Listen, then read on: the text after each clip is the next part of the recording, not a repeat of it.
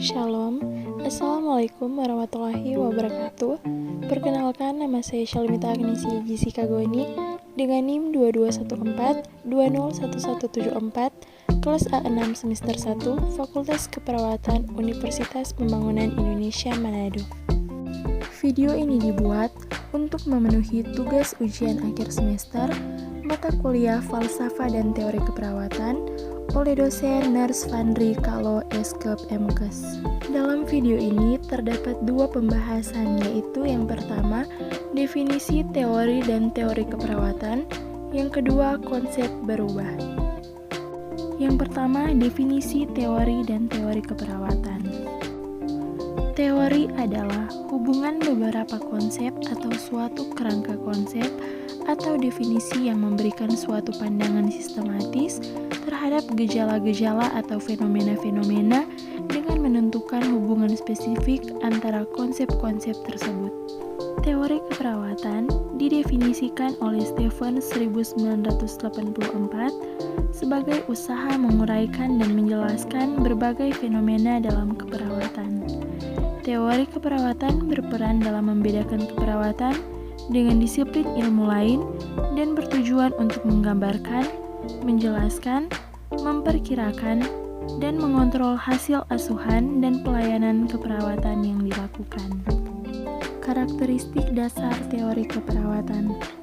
Torres 1985 dan Chin dan Jacob 1983 menegaskan terdapat 5 karakteristik dasar teori keperawatan. Yang pertama, teori keperawatan mengidentifikasikan dan mendefinisikan sebagai hubungan yang spesifik dari konsep-konsep keperawatan seperti hubungan antara konsep manusia, konsep sehat sakit, konsep lingkungan, dan keperawatan. Yang kedua, teori keperawatan bersifat ilmiah. Artinya, teori keperawatan digunakan dengan alasan atau rasional yang jelas dan dikembangkan dengan menggunakan cara berpikir yang logis. Yang ketiga, teori keperawatan bersifat sederhana dan umum. Artinya, teori keperawatan dapat digunakan pada masalah sederhana maupun masalah kesehatan yang kompleks sesuai dengan situasi praktik keperawatan. Yang keempat, teori keperawatan berperan dalam memperkaya body of knowledge keperawatan yang dilakukan melalui penelitian. Yang kelima, teori keperawatan menjadi pedoman dan berperan dalam memperbaiki kualitas praktek keperawatan. Faktor yang mempengaruhi teori keperawatan. Yang pertama, filosofi Florence Nightingale. Florence merupakan salah satu pendiri yang meletakkan dasar-dasar teori keperawatan yang melalui filosofi keperawatan, yaitu dengan mengidentifikasi peran perawat dalam menemukan kebutuhan dasar manusia pada klien serta pentingnya pengaruh lingkungan di dalam perawatan orang sakit yang dikenal dengan teori lingkungannya. Yang kedua, kebudayaan. Kebudayaan juga mempunyai pengaruh dalam perkembangan teori-teori keperawatan. Di antaranya, dengan adanya pandangan bahwa dalam memberikan pelayanan keperawatan akan lebih baik dilakukan oleh wanita, karena wanita mempunyai jiwa yang sesuai dengan kebutuhan perawat.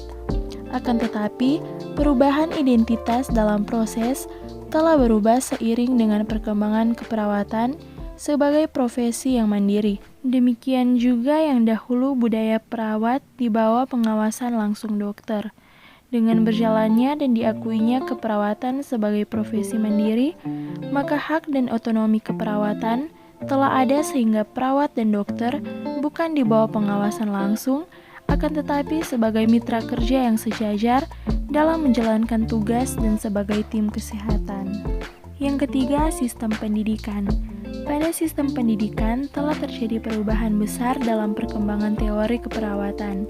Dahulu, pendidikan keperawatan belum mempunyai sistem dan kurikulum keperawatan yang jelas. Akan tetapi, sekarang keperawatan telah memiliki sistem pendidikan keperawatan yang terarah sesuai dengan kebutuhan rumah sakit, sehingga teori-teori keperawatan juga berkembang dengan orientasi pada pelayanan keperawatan. Selanjutnya yang kedua, konsep berubah. Definisi konsep berubah. Konsep berubah merupakan kegiatan atau proses yang membuat sesuatu atau seseorang berbeda dengan keadaan sebelumnya. Konsep berubah merupakan proses yang menyebabkan perubahan pola perilaku individu atau institusi. Teori-teori berubah. Pertama, teori Redin. Menurut Redin, ada 4 hal yang harus dilakukan seseorang manajer sebelum melakukan perubahan, yaitu A. Adanya perubahan yang akan dilakukan. B. Apa keputusan yang dibuat dan mengapa keputusan itu dibuat. C. Bagaimana keputusan itu akan dilaksanakan. D. Bagaimana kelanjutan pelaksanaannya. Redin juga mengusulkan beberapa teknik untuk mencapai perubahan, di antaranya diagnosis, penetapan objektif bersama, penekanan kelompok, informasi maksimal, diskusi tentang pelaksanaan, dan penggunaan upacara ritual. Yang kedua, teori Lewin. Terdapat 3. Yang pertama, tahap unphrasing. Masalah biasanya muncul akibat adanya ketidakseimbangan dalam sistem. Tugas perawat pada tahap ini adalah mengidentifikasi masalah dan memilih jalan keluar yang terbaik. Yang kedua, tahap moving. Pada tahap ini, perawat berusaha mengumpulkan informasi dan mencari dukungan dari orang-orang yang dapat membantu memecahkan masalah. Dan yang ketiga, tahap rephrasing. Setelah memiliki dukungan dan alternatif pemecahan masalah, perubahan diintegrasikan dan distabilkan sebagai bagian dari sistem nilai yang dianut. Tugas perawat sebagai agen berubah berusaha mengatasi orang-orang yang masih menghambat perubahan. Yang ketiga, teori lipid. Teori ini merupakan pengembangan dari teori Lewin. Lipid mengungkapkan 7 hal yang harus diperhatikan seorang manajer dalam sebuah perubahan, yaitu A. Mendiagnosis masalah, yaitu mengidentifikasi semua faktor yang mungkin mendukung atau menghambat perubahan. B. Mengkaji motivasi dan kemampuan untuk berubah, mencoba mencari pemecahan masalah. C. Mengkaji motivasi dan sumber-sumber agen, mencari dukungan baik internal maupun eksternal atau secara interpersonal, organisasional maupun berdasarkan pengalaman. D. Menyeleksi objektif akhir perubahan, yaitu menyusun semua hasil yang didapat untuk membuat perencanaan. E. Memilih peran yang untuk agen perubahan, yaitu pada tahap ini sering terjadi konflik terutama yang berhubungan dengan masalah personal. F. Mempertahankan perubahan, yaitu perubahan diperluas, mungkin membutuhkan struktur kekuatan untuk mempertahankannya. G. Mengakhiri hubungan saling membantu, yaitu perawat sebagai agen berubah, mulai mengundurkan diri dengan harapan orang-orang atau situasi yang diubah sudah dapat mandiri. Keempat, teori Rogers. Teori Rogers tergantung pada 5 faktor, yaitu yang pertama, perubahan harus mempunyai keuntungan yang berhubungan, yaitu menjadi lebih baik dari metode yang sudah ada. Kedua, perubahan harus sesuai dengan nilai-nilai yang ada dan tidak bertentangan. Ketiga, kompleksitas, yaitu ide-ide yang lebih kompleks bisa saja lebih baik dari ide yang sederhana asalkan lebih mudah untuk dilaksanakan. Keempat, dapat dibagi, yaitu perubahan dapat dilaksanakan dalam skala yang kecil. Kelima, dapat dikomunikasikan, yaitu semakin mudah perubahan digunakan, maka semakin mudah perubahan disebarkan. Kelima, teori Havelock. Teori ini merupakan modifikasi dari teori Lewin dengan menekankan perencanaan yang akan mempengaruhi perubahan. 6 tahap sebagai perubahan menurut Havelock. Pertama, membangun suatu hubungan. Kedua, mendiagnosis masalah. Ketiga, mendapatkan sumber-sumber yang berhubungan. Keempat, memilih jalan keluar. Kelima, meningkatkan penerimaan. Dan keenam, stabilisasi dan perbaikan diri sendiri. Keenam, teori Spratly. Berikut adalah langkah dasar dari model Spratly. Yang pertama, mengenali gejala. Kedua, mendiagnosis masalah. Ketiga, menganalisa jalan keluar. Keempat, memilih perubahan. Kelima, merencanakan perubahan. Keenam, melaksanakan perubahan.